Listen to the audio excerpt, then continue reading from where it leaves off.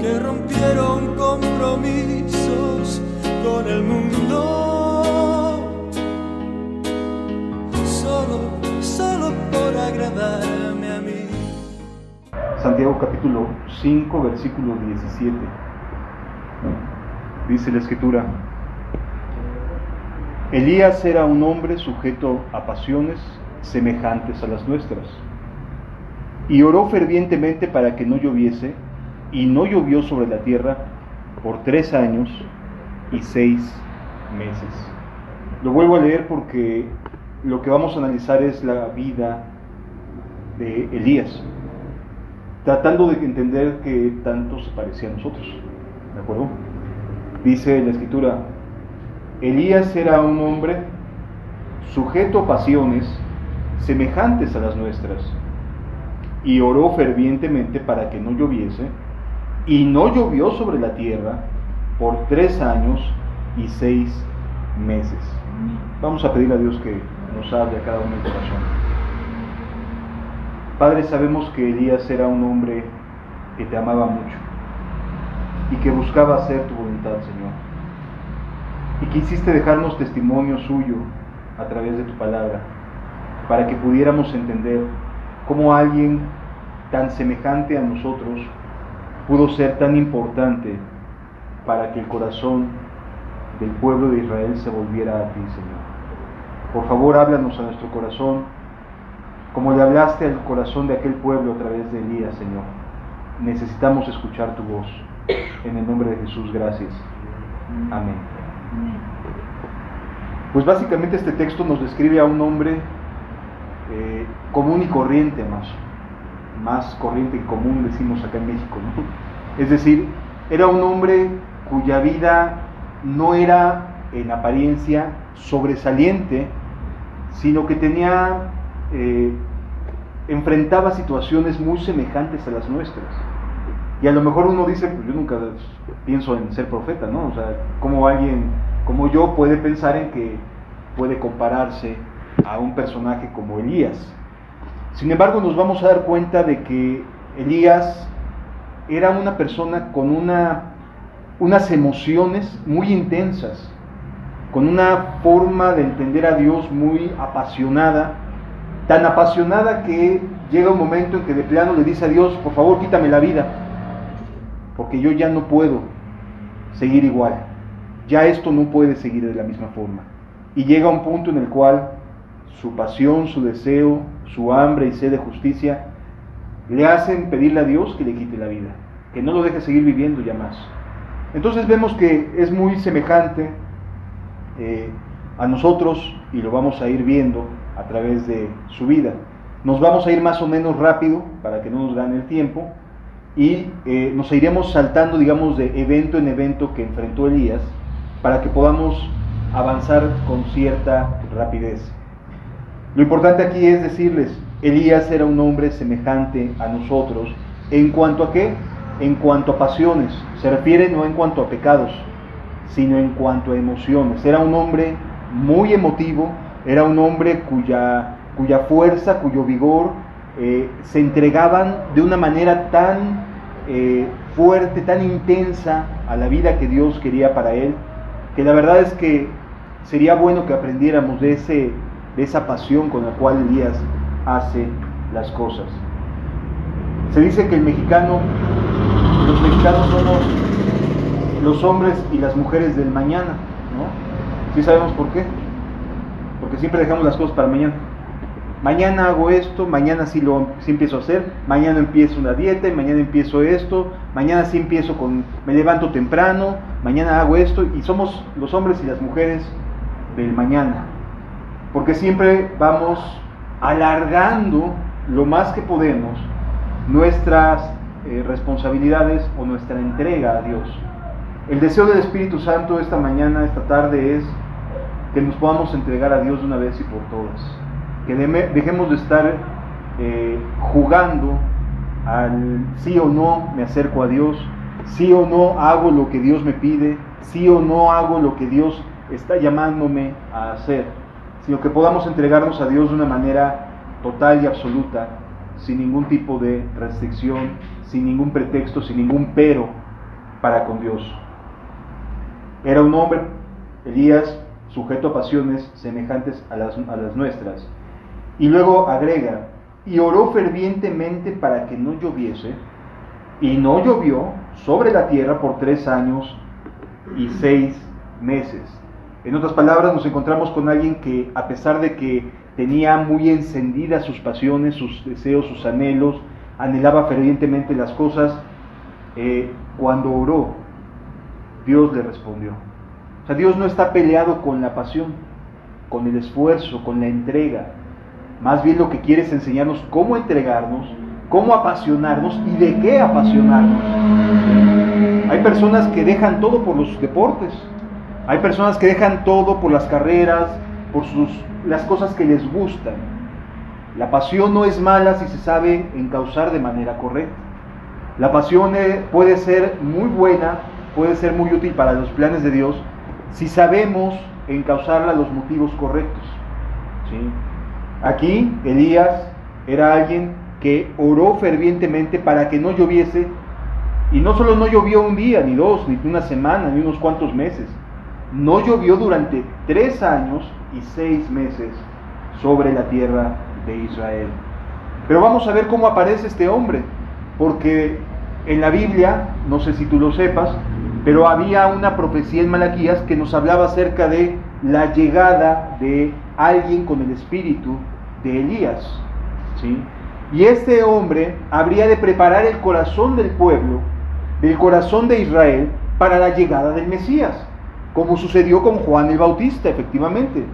Juan el Bautista fue comparado a este Elías, aquel hombre que habría de decirle a las personas: hey, ya viene Jesús, ya viene el Mesías, es necesario preparar nuestros corazones, es necesario ponerle seriedad a las cosas, es necesario que dejemos de estar jugando y que pongamos atención a las cosas que Dios quiere que hagamos. ¿Sí? En otras palabras, el espíritu de Elías es un espíritu o una persona que se apasiona por preparar el corazón de los seres humanos, por dejar el corazón de los seres humanos listos para la llegada del Mesías. Y eso se refería antes de que Jesús apareciera. Sin embargo, hoy también necesitamos prepararnos de la misma manera. Necesitamos tener expectativa, apasionarnos como se apasionó Elías, para poder esperar a Cristo Jesús, anhelar a Cristo. Entonces vamos a la primera carta de Reyes, el primer libro de Reyes, en el capítulo número 17. Para ponernos un poquito en el contexto histórico de la aparición de este profeta. De momento aparece, no se sabe nada de él con anterioridad, es decir, no hay antecedentes acerca de Elías ni de su aparición, sino simple y sencillamente se aparece para presentarse ante el rey de Israel. ¿Sí? En otras palabras, es importante entenderlo. El contexto es que Elías aparece de parte de Dios en un momento sumamente complicado. Es Primera de Reyes, capítulo 17, versículo 1. Ok. Entonces Elías Tisbita, que era de los moradores de Galaad, dijo a Acab era el rey de Israel en ese momento: vive Jehová, Dios de Israel, en cuya presencia estoy, que no habrá lluvia ni rocío en 3 años, sino por mi palabra. Lo vuelvo a leer porque nada más se aparece así.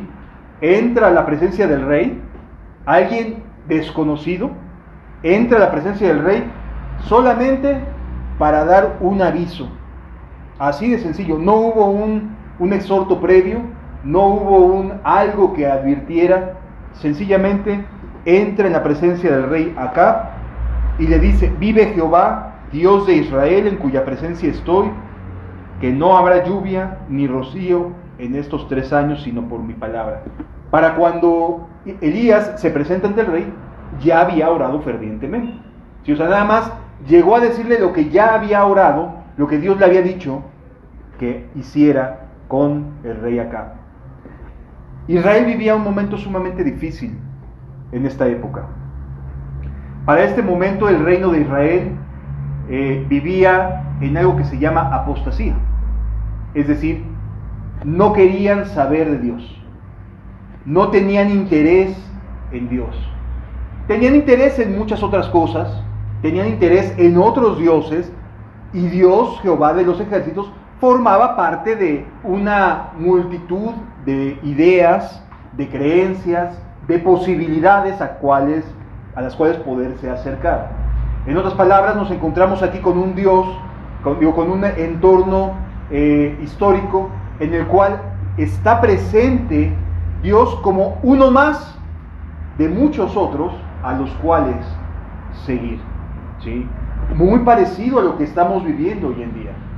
Hoy en día vivimos tiempos en los cuales hay un sinnúmero de posibilidades a las cuales acercarnos a pedir ayuda en algo, ¿sí?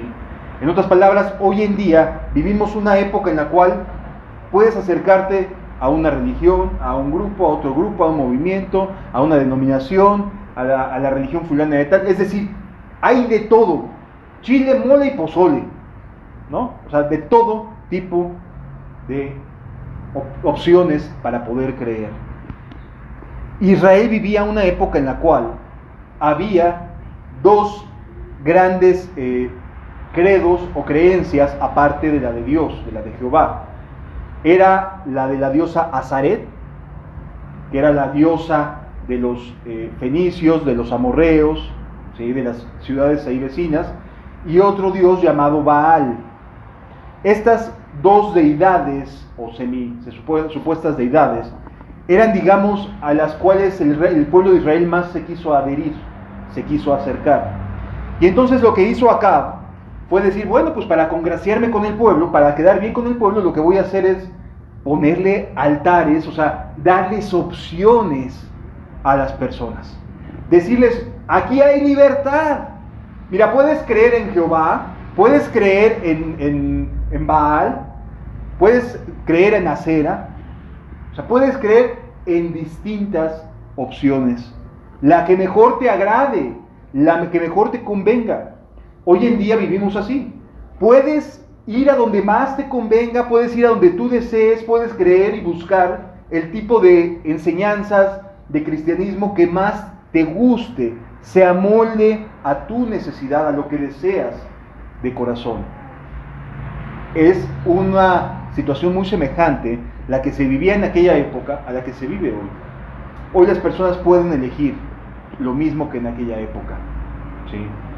Y el pueblo de Israel estaba muy comprometido con esta libertad de creencias. Y había de todo. Y entonces acá tenía una guerra continua con Asiria, con los sirios. Y entonces comenzó a querer buscar alianzas. Dentro de sus alianzas se casa con una princesa fenicia llamada Jezabel. Una mujer cuya vida es bastante terrible, porque era alguien que jugaba a las conveniencias, lo mismo que acá. Eran dos personajes que se casan porque así les convenía a los dos, porque era conveniente unir sus vidas. Y entonces acá, en contra de lo que Dios mandaba de no casarse con extranjeros, hace lo que le conviene. Y entonces Acab se casa con Jezabel, y esta mujer lo que hace es que comienza a empujar, a influir muchísimo para que se abran lugares de adoración a Baal. Ella creía en Baal, y entonces lo que buscaba era que hubiera muchos altares, muchos lugares donde poder adorar a Baal. Y su influencia, junto con la de Acab, promovieron el culto a Baal, ¿sí? De tal manera que el pueblo de Israel sencillamente no dejó del todo a Dios. Ahí lo tenía como una opción más, pero nada más. Era una opción entre las otras deidades en las cuales podía creer el pueblo. Por supuesto que quien quería congraciarse con los reyes, con el rey y con la reina, pues buscaba el tipo de adoración o de entrega al culto de Baal, ¿sí? Porque era el predilecto de Jezabel y de Acab. Este era el entorno en el cual estaba el pueblo de Israel. Un pueblo que tenía a Dios solamente así como una creencia más, como alguien más a quien poderse acercar en el caso de que no funcionara alguien más, ¿no? Bueno, si no me hace caso Baal, pues me voy con Jehová, a ver cuál me hace caso. Y así vivían en aquella época. Cuando Elías aparece derechito sobre el rey. Es decir, Dios ya le había dado instrucciones seguramente a Elías, de decir, ve y háblale a Acab y dile, no va a llover, sino por mi palabra. Seguramente Acab se habrá burlado bastante en ese momento, ¿no? O sea, ¿por qué razón? Porque no había dejado de llover. Había más o menos la lluvia continua, cada temporada de lluvia. No eran abundantes las lluvias de Israel, es una zona desértica, recordémoslo, pero tampoco no podemos decir que no llegara a llover. Sí llegaba a llover, había una época en la cual sí llovía con cierta abundancia, que llenaba los ríos y los estanques y los pozos en aquella región. Pues bien, llega Elías y le da una mala noticia al rey. No va a llover. O sea, debe haber dicho el rey, ¿este quién es? ¿No? O sea, ni lo conocíamos.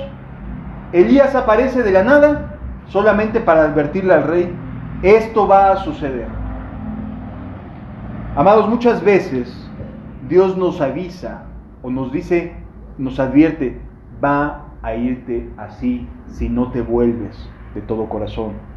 Muchas veces Dios llega y nos habla a través de un sueño que nos deja con esa sensación de que algo me quiere hablar Dios, o sea, algo me está queriendo decir, algo me está queriendo advertir, ¿sí? O a través en un momento de oración, estás orando y de repente te viene una certeza de que si no te vuelves, si no te pones presto, si no buscas a Dios con todo tu corazón, algo va a suceder, ¿sí?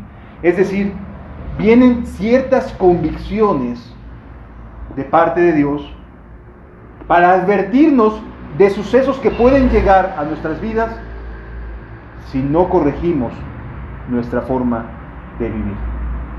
¿Sí lo vamos entendiendo hasta aquí, amados? Ok. Y entonces llega y le dice, no va a llover. Versículo número 2 dice, y vino a él palabra de Jehová diciendo, apártate de aquí y vuelve al oriente y escóndete en el arroyo de Querit, que está frente al Jordán. ¿Qué le dice Dios a Elías? ¿Sabes qué? Ya salte de aquí. Señor, pero no voy a esperar a que se arrepienta, no voy a esperar, vete a donde yo te estoy diciendo. Y entonces sale Elías de la presencia de Acab y se va y se esconde en un arroyo, una afluente del río Jordán. Y ahí va y se esconde, ¿sí? Y se esconde en una cueva. Ahí está, metido ahí con el arroyo, y dice la Escritura, beberás del arroyo, y yo he mandado a los cuervos a que te den allí de comer. O sea, no salgas ni para buscar qué comer. Lo va y lo aísla, ¿sí?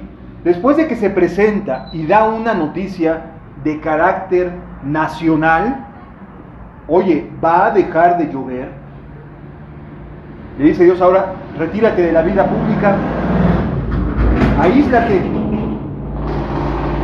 Pero Señor, si va a dejar de llover, yo creo que es momento para poder tratar de hablarle al pueblo de Israel y hacerle saber que esta falta de lluvia es a causa de su maldad, a causa de su pecado. ¿Sabes qué? Dios le dice, ¿sabes qué? Vete y escóndete. Bueno, pues Dios lo lleva a la vida pública en un solo evento y después 3 años y medio lo aísla.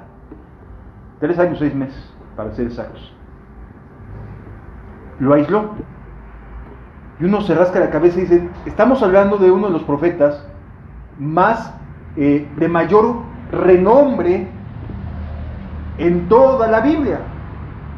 ¿sí? Y sin embargo, Dios lo aparta 3 años y medio de la vida pública. ¿Qué habrá sentido el yo de Elías? El ego de Elías, el orgullo. Pues nomás me dijiste, lánzate al ruedo, me lancé, y ahora me dices, quítate. Ya no estoy entendiendo, Señor. ¿Sí? Este es un llamado de parte de Dios a Elías a negarse a sí mismo.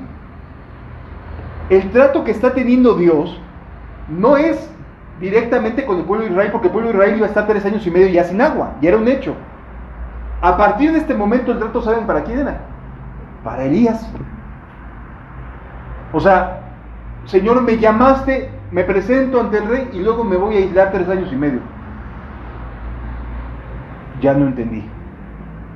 Ya no entendí. ¿Qué es lo que quieres de mí, Señor? Y no solo eso, lo manda a un lugar donde no va a socializar con nadie, ¿eh? Se va a quedar ahí como ermitaño, ¿sí? Y todo lo que pudo haber hecho esos 3 años y medio para Dios, lo tiene ahí aislado junto a un arroyo, y después con una viuda para que lo alimentara. Eso es todo, ¿sí? En otras palabras, el trato estaba siendo con el carácter de Elías. Elías estaba siendo tratado por Dios a través de este aislamiento. ¿Para qué? Para poderlo llevar al cielo con vida. Porque definitivamente que Dios se lleva a Elías es una de las 2 personas que no ve muerte, sino que en vida misma se lo lleva a Dios, por tanto que le agradó esa forma de vivir, ¿sí? Y bueno, Elías accede, obedece, y se va y empieza a tomar agua del río. Pero no solamente eso, sino que además Dios le pide que haga algo que los judíos no hacían: alimentarse o tocar alimentos de un cuervo. Un cuervo era visto como un animal inmundo, como un ave inmunda, como un animalito cuya presencia no era buen augurio, no era de buena suerte, por llamarlo de una forma. Y entonces le dice, ¿sabes quién te va a alimentar? Los cuervos. O sea, Señor, que me alimente algún otro animal que sea puro. ¿Por qué me mandas a que mi comida me la esté tocando un ave que es inmunda? Señor, ¿sabes lo que hizo el cuervo cuando Noé lo mandó a ver si había tierra? Seguramente le decía en sus pláticas Elías con Dios, ya no regresó. O sea, me estás poniendo a prueba, me estás diciendo que un cuervo me va a alimentar. Ni siquiera regresó a la barca, al arca de Noé. Estaba Dios tratando con Elías. O sea, el trato aquí no era directamente todavía sobre el pueblo de Israel. Era un trato para con el profeta. Era un trato que Dios tenía que hablarle directamente a Elías. Y le dice, ¿sabes qué? Vas a depender de mí. Yo te voy a alimentar a través de los cuervos, el ave más traicionera que podía conocer. Seguramente se habrá quedado con cara de, ¡hey! ¿De qué se trata esto, Señor? O sea, me estás convocando a ser profeta, me estás convocando a hablarle a tu pueblo, a hacerlo volver de la apostasía, y me estás aislando, y luego me mandas a que los cuervos me alimenten. Qué difícil momento. O sea, todo esto se estaba saliendo fuera de lo ideal que Elías tenía en su cabeza. ¿Sí lo entendemos? O sea, no era parte del plan, no era parte de la estrategia de Elías. ¿Sí? Por el contrario, era una noticia que de veras ha de haber dejado a Elías con cara de qué se trata, qué estamos jugando, Señor. ¿Por qué? Porque sencillamente no estaba en los planes que tenía Elías, que lo aislara durante 3 años y medio y que lo alimentara un cuervo o varios cuervos que le llevaran de comer. No estaba, esto no era parte del plan de Elías. Elías se imaginaba, voy a entrar delante del rey Acab, voy a dar esta profecía va a empezar el pueblo a darse cuenta que ha pecado contra Dios, que ha hecho lo malo delante de Dios, y lo que va a hacer el pueblo es volver el corazón a Jehová. Esa era la idea de Elías. O sea, Elías ya se había visto, ¿no? Ya me vi en tal o cual circunstancia. Sin embargo, vemos que los planes de Dios no coinciden con los nuestros generalmente. No son parte de nuestras propias ideas, son ajenos, son planes distintos a los nuestros, ¿de acuerdo? Entonces nos encontramos aquí con que Elías lo aísla, lo alimenta a través de un río, y luego los cuervos llegan y lo alimentan hasta que se seca el río. Luego dice la Escritura: pasados algunos días, versículo 7, pasados algunos días se secó el arroyo porque no había llovido en la tierra. Siguiente texto: vino luego a él palabra de Jehová diciendo: levántate y vete a Sarepta de Sidón. Vaya, ya me levantó el castigo Jehová, ¿no? Diríamos, ahora sí, ya voy a empezar a predicar, ahora sí, ya voy a empezar con el ministerio al cual fui llamado, ahora sí me va a ir bien. Y de repente lo envía con una viuda, la persona más pobre que puede haber en la sociedad hebrea. Eran los que se quedaban viudas, ¿sí? Eran las personas más que tenían las situaciones más complicadas económicamente hablando y para poderse mantener. Y en medio de una sequía, peor tantito, porque los primeros en que les pega una sequía porque se encarece todo es a los más pobres, ¿verdad? Y va con lo manda con una viuda. Dice aquí: y he aquí, yo he dado orden allí a una mujer para que te sustente, una mujer viuda para que te sustente. Y mi ministerio, Señor, me mandaste con el rey Acab. A lo mejor hasta pensaba en verse como Moisés, ¿no? Hablándole a Faraón. Y me mandas con una viuda a que me alimente, con la parte más baja de la sociedad judía, de menores recursos, de menores ingresos. Bueno, pues a lo mejor es una viuda rica, habrá pensado, ¿no? Una de esas personas que se quedaron con una heredad, porque ahí todavía no le dice que es pobre, ¿verdad? Entonces, dice, bueno, a lo mejor es una de esas hacendadas, ¿no? Que se quedaron con una buena fortuna, y me voy con esta mujer, pues a ver, ¿qué pasa? Versículo siguiente: entonces él se levantó y se fue a Sarepta, y cuando llegó a la puerta de la ciudad, dice aquí: he aquí una mujer viuda que estaba allí recogiendo leña, y él la llamó y le dijo: te ruego me traigas un poco de agua en un vaso para que beba. La mayoría de las mujeres en aquella época iban al pozo, o sea, no era algo que fuera así como que muy sobresaliente. ¿Cómo supo que era viuda? Por su atuendo, por su manera de vestir, ¿sí? La manera en la que se vestía una viuda era de cierta manera, con un atuendo que le hacía saber al resto de las personas que era una mujer que había quedado sin marido, ¿sí?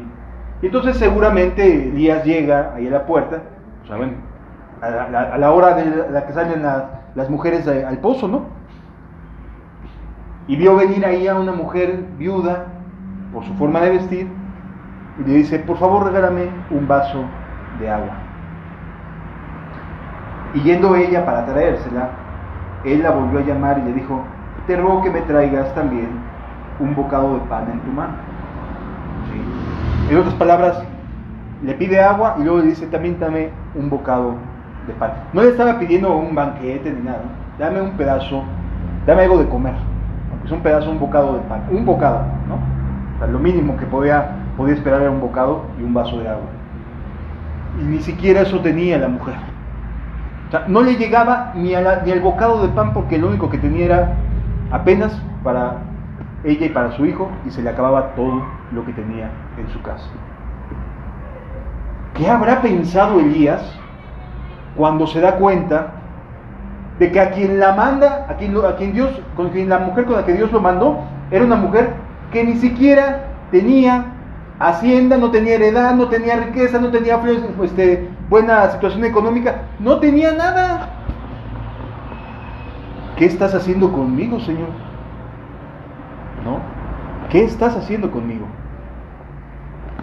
Y entonces le dice aquí en la escritura, y ella respondió: vive Jehová tu Dios, que no tengo pan cocido, solamente un puñado de harina que tengo en la tina, y un poco de aceite en una vasija, y ahora recogía 2 leños para entrar y prepararlo para mí y para mi hijo, para que lo comamos y dejarnos morir. Ha de haber dicho Elías: ay, Señor, o sea, ¿qué quieres enseñarme? O sea, perdón, ya vengo de comer de los cuervos, Señor. O sea, no te bastaba con ponerme a comer de un animal inmundo, no, ahora también tengo que cuidar de una viuda. Porque finalmente él iba a ser el que iba a estar en esa casa y el que iba a estar al pendiente de las necesidades de esa viuda.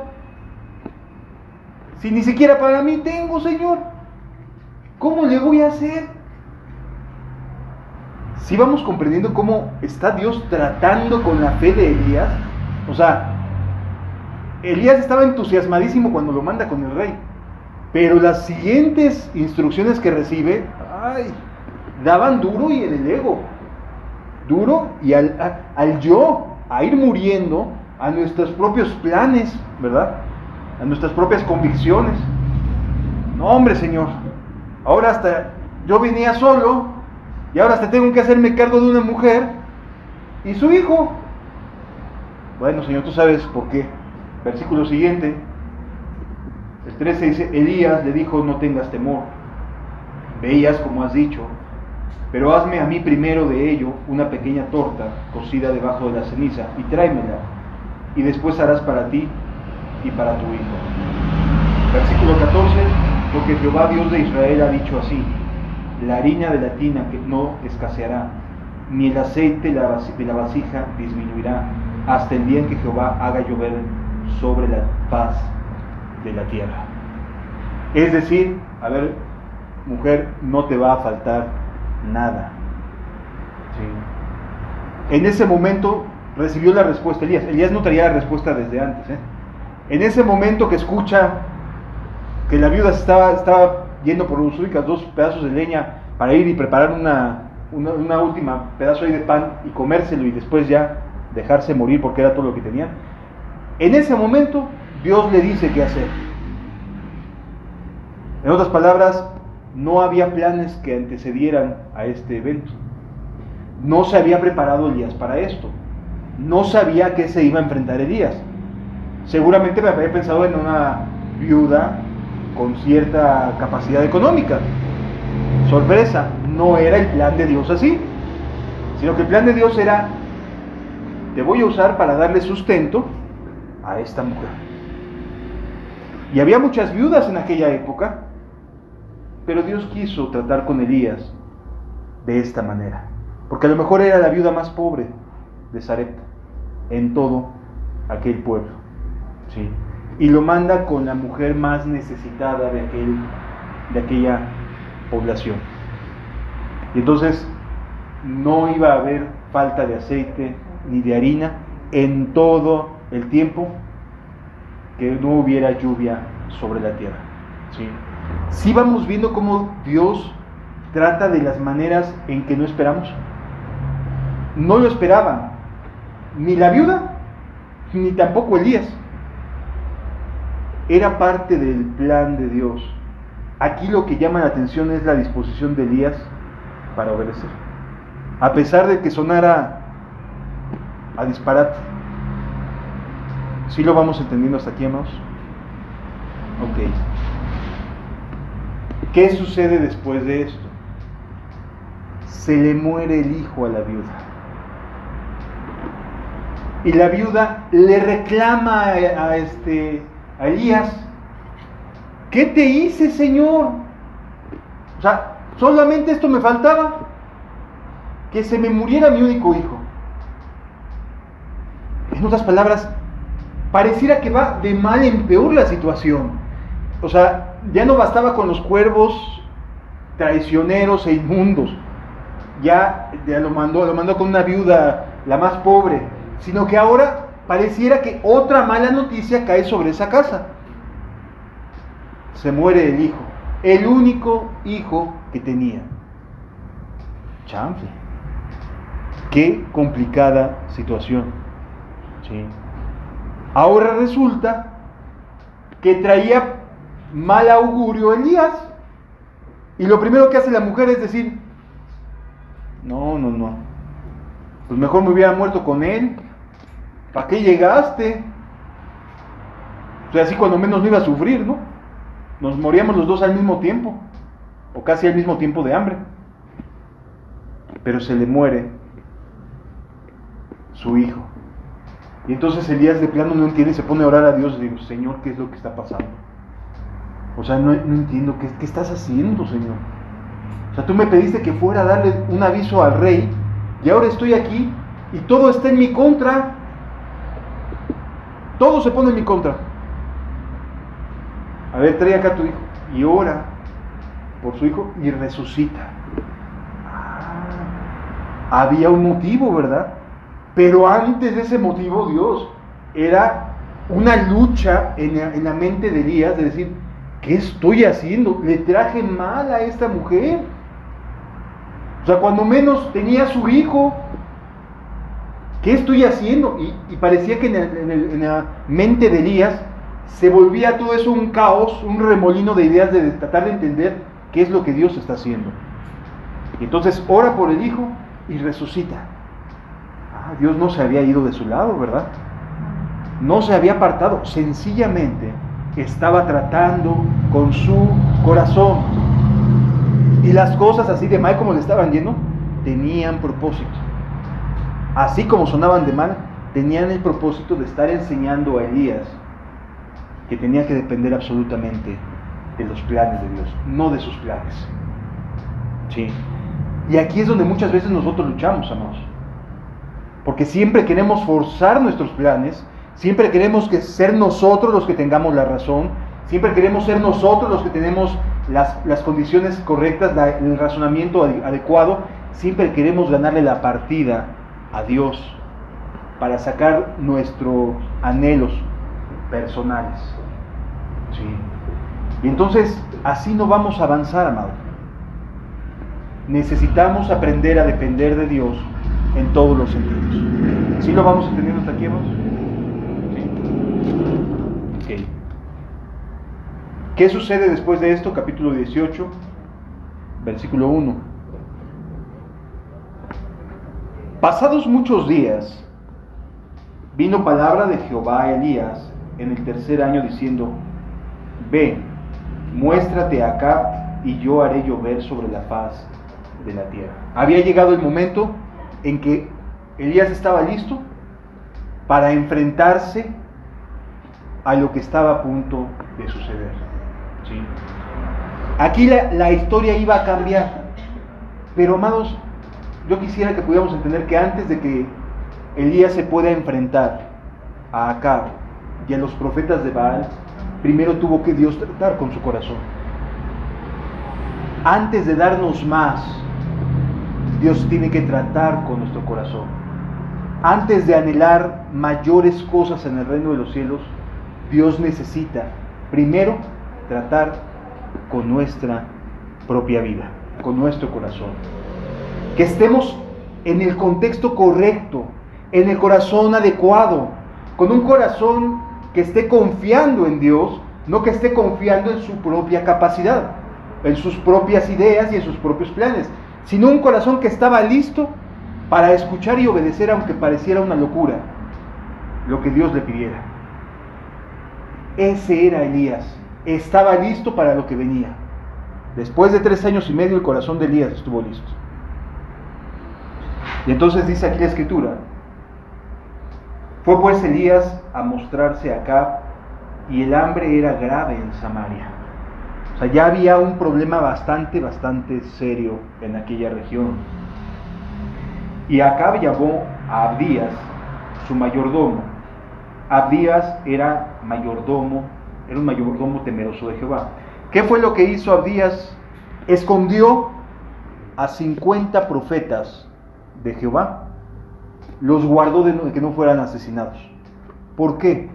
Durante estos 3 años y medio, ¿saben qué pasó con el pueblo y con Acab y con Jezabel? Se enojaron. La agarraron contra todo aquello que obedeciera o que adorara a Dios. O sea, nos estás dejando sin comer. Nos estás quitando la lluvia. ¿Dónde están los que creen en Dios? Y buscaron a los profetas. En aquel momento había una escuela de profetas, así se le llamaba. Un lugar donde Dios descendía para preparar a los corazones y que fueran profetas, alguien que anunciara la palabra de Dios. Y entonces, ¿sabes qué? Manda a matarlos.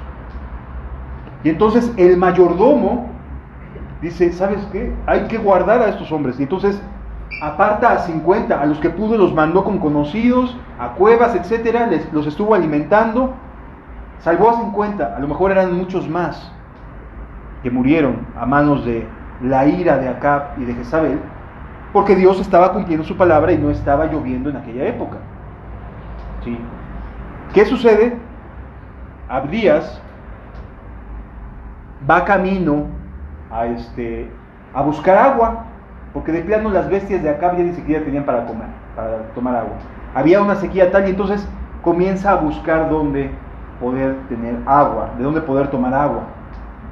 Y en el camino se encuentra con Elías.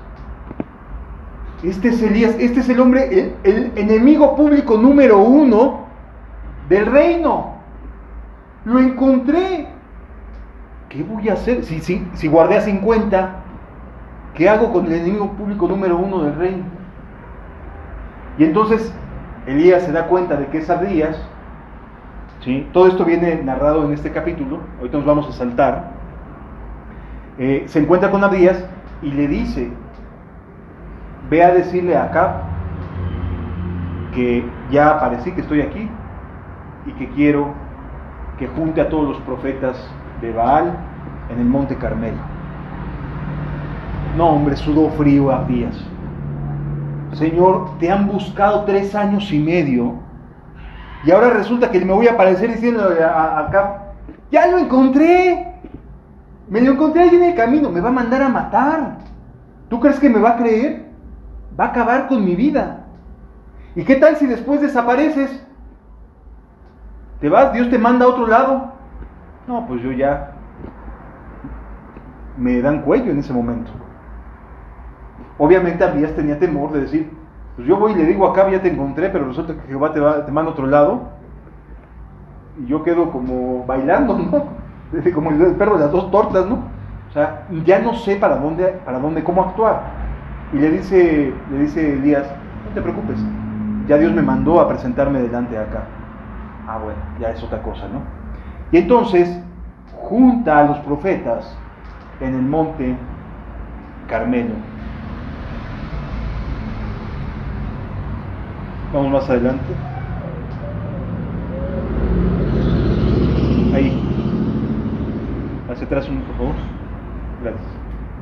Dice, le manda este mensaje Elías: envía pues ahora y congrégame a todo Israel en el monte Carmelo, y a los 450 profetas de Baal, pero no eran los únicos que estaban ahí. Había también 400 más de Acera. O sea, eran 850 profetas en el monte Carmelo, además de todo el pueblo de Israel. Dice, y no a cualquiera, sino a los que comen en la mesa de la reina, de Jezabel. ¿Sí? O sea, el enfrentamiento iba a ser 850 contra 1. Así iba a ser el enfrentamiento, a ver quién es Dios. Y entonces dice el versículo 20: entonces Acab convocó a todos los hijos de Israel y reunió a los profetas en el monte Carmelo. Ahí imagínate la multitud que había de gente, ¿no? Y acercándose Elías a todo el pueblo dijo: ¿hasta cuándo claudicaréis vosotros entre 2 pensamientos? Y esta es una pregunta que vale la pena que nos hagamos, amados. ¿A qué estamos jugando? ¿Qué tipo de cristianismo es el que estamos pretendiendo tener? ¿A qué estamos jugando? ¿Hasta cuándo vas a estar claudicando? ¿Vas a estar pensando, hago o no hago, voy o no voy, qué hago? ¿Hasta cuándo vas a estar así? Como diciéndonos, Dios, ¿no te cansas de siempre estar conflictuado? ¿No te cansas siempre de estar en un choque continuo? Tú quieres algo y de momento tu propia conciencia se despierta y te dice, oye, no es por ahí. Ay, es que tengo muchas ganas de vivir de esta forma, tengo muchas ganas de hacer aquello. Y tu conciencia no te deja y hay un conflicto interno. Y Dios dice, ¿hasta cuándo vas a estar claudicando entre dos pensamientos? Si Jehová es Dios, seguidle, y si Baal, id en pos de él. Y el pueblo no respondió palabra. O sea, ¿por qué? Porque sabía que su corazón no estaba bien. Porque sabían que en su corazón había un conflicto, y a veces recordaban a Dios y decían, cómo quisiera regresar a aquellos cantos, y cómo quisiera regresar a aquella forma de vida, y cómo desearía volver a entonar tus alabanzas, Señor. Y por otro lado es el mundo el que está golpeando y dice, toca la puerta y te dice, mejor ven, acompáñanos, es por aquí, es por este lado, vale más la pena de esta manera. Mira, no necesitas atormentarte tanto, puedes seguir a Dios y seguir de esta forma. Y entonces está continuamente el mundo tocando la puerta del corazón, a los pensamientos, tratando de hacerte entender o hacerte creer que vale la pena seguir claudicando a favor del mundo, de tus deseos, de tus anhelos, de tus propias pasiones. ¿Sí lo vamos entendiendo hasta aquí, amados? En otras palabras, aquí había un conflicto en la mente de los israelitas. Así como a lo mejor hay un conflicto en tu cabeza también. Y a lo mejor en tu mente estás diciendo, ¿valdrá la pena? ¿Realmente valdrá la pena? ¿O no vale la pena? Y prefiero seguirme por lo que me dicta mi propia anhelo, mi propio corazón, mis propias ideas, mis propias metas, mis propios desafíos. ¿Qué es lo que quieres de la vida? Amados, estamos aquí por la misericordia de Dios. Porque si Dios quisiera, en un instante nos quita la vida. Si hoy despertamos es por su misericordia. ¿Qué estás haciendo? ¿Qué estás haciendo con esa misericordia? Sí. ¿Hasta cuándo claudicaréis entre dos pensamientos? Si Jehová es Dios, seguidle, y si Baal, id en pos de él. Y el pueblo no respondió palabra. Y a lo mejor así te quedas muchas veces. Mejor ni digo nada. Y entonces continúas caminando, tratando de navegar en dos aguas. Y Elías volvió a decir al pueblo, solo yo he quedado profeta de Dios, mas de los profetas de Baal hay 450 hombres. O sea, como diciendo a través de Dios, a través de Baal, a ver, por cantidades, ya perdí. Yo solo he quedado, y 450 de Baal.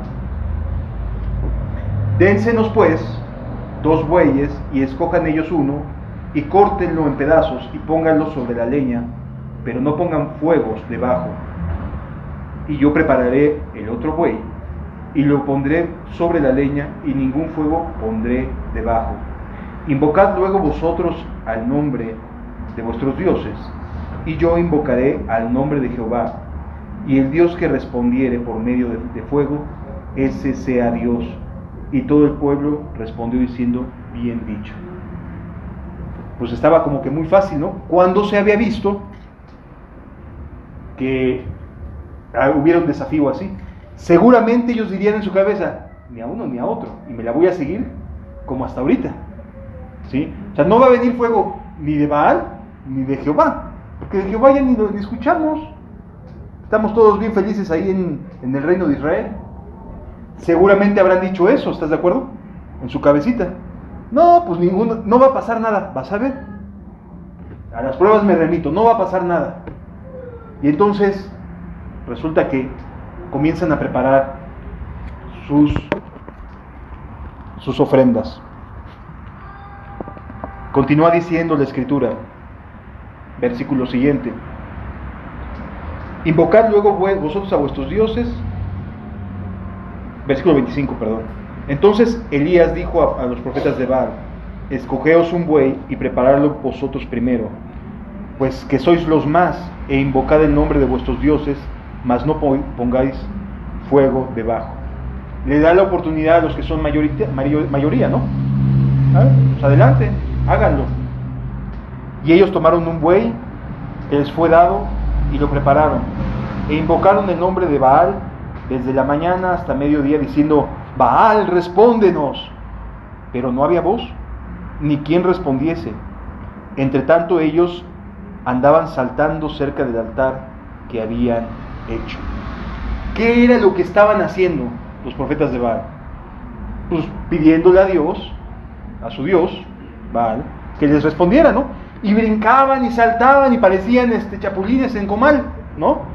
Y uno por un lado y otro por otro lado, y ahí andaban brincoteando, así como en muchas iglesias hoy en día, ¿verdad? Que parecen que andan como chapulines de un lado a otro, esperando y diciendo: respóndenos, respóndenos. Y pareciera que Dios no responde, porque el corazón no es el correcto.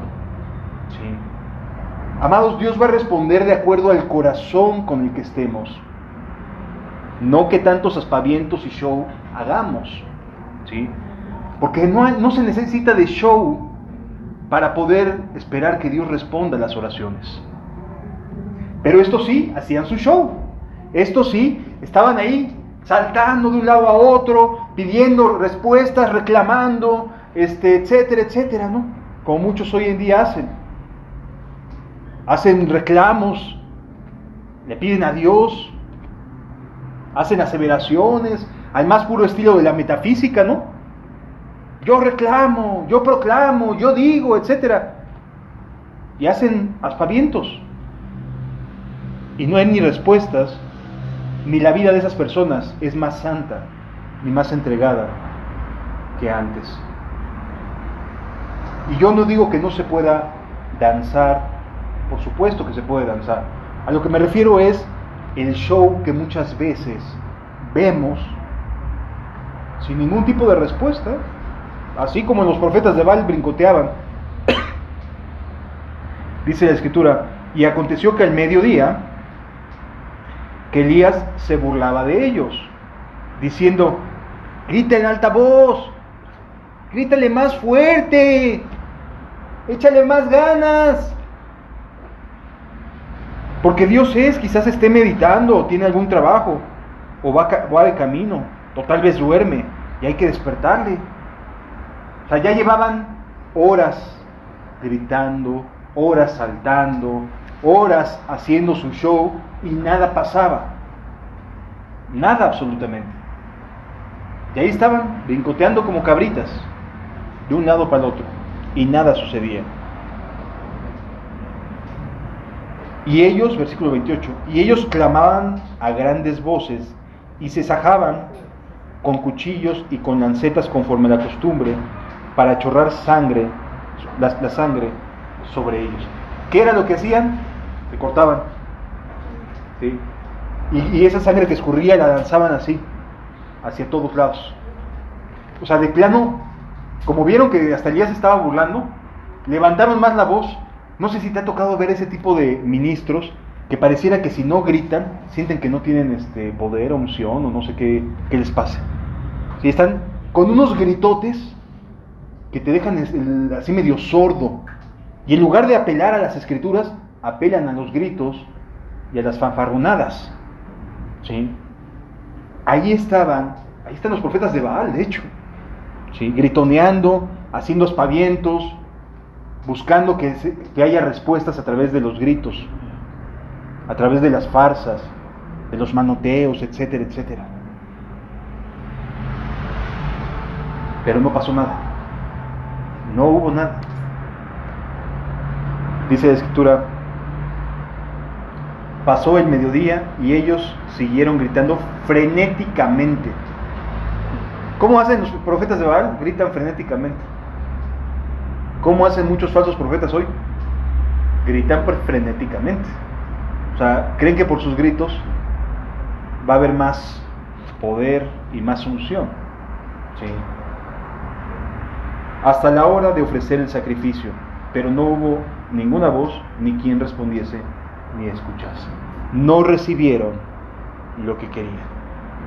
No hubo respuesta. Versículo 30. Entonces dijo Elías a todo el pueblo: acercaos a mí. Y todo el pueblo se le acercó, y él arregló el altar de Jehová que estaba arruinado. ¿Cómo estaba el altar de Dios? Destruido. O sea, el pueblo no estaba interesado realmente en caminar con Dios. Le gustaba el show de los profetas de Baal. Le gustaba la parafernalia, los estruendos, las luces, el sonido, etc. O sea, les gustaba el show. Eso es lo que hacen los profetas de Baal. Tratan de ganarse el corazón a través del espectáculo, a través de lo que pueden hacer ellos mismos. En cambio, Elías, ¿sabes qué hizo? Arregló el altar de Jehová. ¿Qué es el altar de Jehová? Tu oración. Dios te está llamando a primero, arregla tu vida de oración. Sí, arregla tu vida en Cristo Jesús. Y arregló el altar de Jehová que estaba arruinado. El primer llamado que tenemos, amados, es a orar, a tener una vida de oración real, más allá de estruendos y de griterías.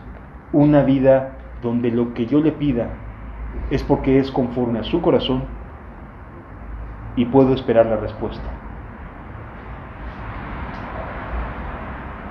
Y tomando Elías 12 piedras conforme al número de las tribus de los hijos de Jacob, al cual había dado palabra a Jehová diciendo: Israel será tu nombre, edificó con las piedras un altar en el nombre de Jehová. Después hizo una zanja alrededor del altar en que cupieran dos medidas de grano. Preparó luego leña, cortó el buey en pedazos y lo puso sobre la leña. Y dijo: llenad 4 cántaros de agua y derramadla sobre el holocausto y sobre el altar y sobre la leña. Y dijo: hacedlo otra vez, y otra vez lo hicieron. Dijo aún: hacedlo la tercera vez, y lo hicieron la tercera vez. De manera que el agua corría alrededor del altar, y también se había llenado de agua la zanja. O sea, lo más difícil que podía haber sido. Así, en las peores condiciones, lo más difícil, así estaba el pueblo de Israel. Digo, la preparación de Elías, la circunstancia más complicada. Y continúa diciendo la Escritura: de manera que el agua corría, dice el versículo 36, cuando llegó la hora de ofrecer el holocausto, se acercó el profeta Elías y dijo: Jehová, Dios de Abraham, de Isaac y de Israel, sea hoy manifiesto que tú eres Dios en Israel, y que yo soy tu siervo, y que por mandato tuyo he hecho todas estas cosas. Respóndeme, Jehová, respóndeme, para que conozca este pueblo que tú, oh Jehová, eres Dios, y que tú vuelves a ti el corazón de ellos. Esa fue toda la oración. No hubo gritos, no hubo reclamos, no hubo proclamaciones, no hubo estruendo. Solamente una oración que le pedía a Dios: Señor, vuélvenos a ti. Vuélvenos a ti, porque nuestro corazón no es recto delante de tus ojos. Haz que nuestro corazón se vuelva a ti nuevamente, que se despierte hacia ti. Esa fue la oración de Elías. ¿Sí? Versículo 38. Entonces cayó fuego de Jehová y consumió el holocausto, la leña, las piedras y el polvo, y aún lamió el agua que estaba en la zanja. Viéndolo todo el pueblo, se postraron y dijeron: Jehová es el Dios, Jehová es el Dios. Amados, Dios sigue vivo y está vivo hoy. Amén. Y sigue haciendo las mismas cosas. Sigue mandando su fuego sobre la ofrenda cuando ésta es levantada con sinceridad, cuando ésta es levantada con el deseo de que el corazón se vuelva a Él, de que el corazón no se deje de ser un corazón que esté siempre chocando con todo, que esté siempre conflictuado. Dios va a derramar el fuego sobre personas que en verdad digan: ya basta de estarme peleando, ya basta de estar conflictuado, ya basta de tener un pensamiento dividido. Decido volverme a ti, Señor. Y el fuego va a caer, amados. Yo no sé de qué manera lo vaya a hacer Dios. Lo único que sí te puedo garantizar es que nuestro yo, así como el yo de Elías fue consumido, también el nuestro será consumido. Aprenderemos a negarnos a nosotros mismos, a tomar la cruz y seguir a nuestro Padre. ¿Sí lo entendemos, amados? De tal manera que podamos decir: Jehová es Dios. No hay más. No hay más Dios que Él. Y cualquiera pensaría que después de esto, Elías tuvo un ministerio exitoso. Después de que manda matar a todos los profetas de Baal, al día siguiente se vuelve a convertir en la persona más perseguida de todo el reino de Israel. Cualquiera diría: después de un éxito tan grande, ahora sí lo considerarían el profeta, ¿no? Pero Dios todavía tenía que tratar con el corazón de Elías. Y lo que sucede es que tiene que volver a huir, porque Jezabel lo manda a matar cuando se entera de todo lo que había sucedido. Y vuelve a tener que salir huyendo. Amados, eso es bien importante poderlo entender de verdad. Que cada uno podamos comprender el ministerio al que somos llamados, el llamado que Dios nos brinda, es a seguirlo a Él, a Dios, no a ningún ser humano, a Dios. Y a quien le vamos a responder es a nuestro Señor Jesús. ¿Sí? Por lo tanto, la invitación que les hago esta tarde es: dejémonos tratar como Elías fue tratado. Dejemos de estar peleándonos con Dios. Volvamos el corazón para que pueda Dios tratar con nuestras vidas totalmente y enteramente. ¿Sí? Vamos a cerrar nuestros ojos.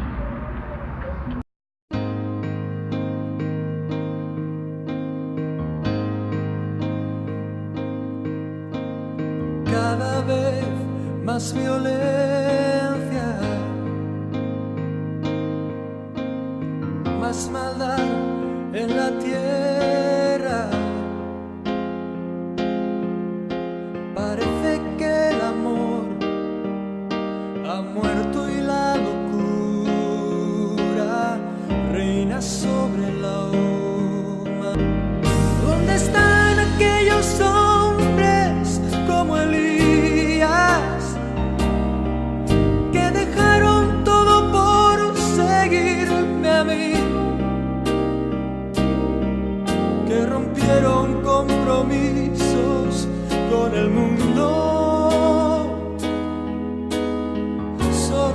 solo por agradarme a mí. ¿Dónde están aquellos tres que en Babilonia prefirieron ser quemados a ceder? ¿Dónde está aquel Daniel que me adoraba? ¿Dónde está la santidad de aquel José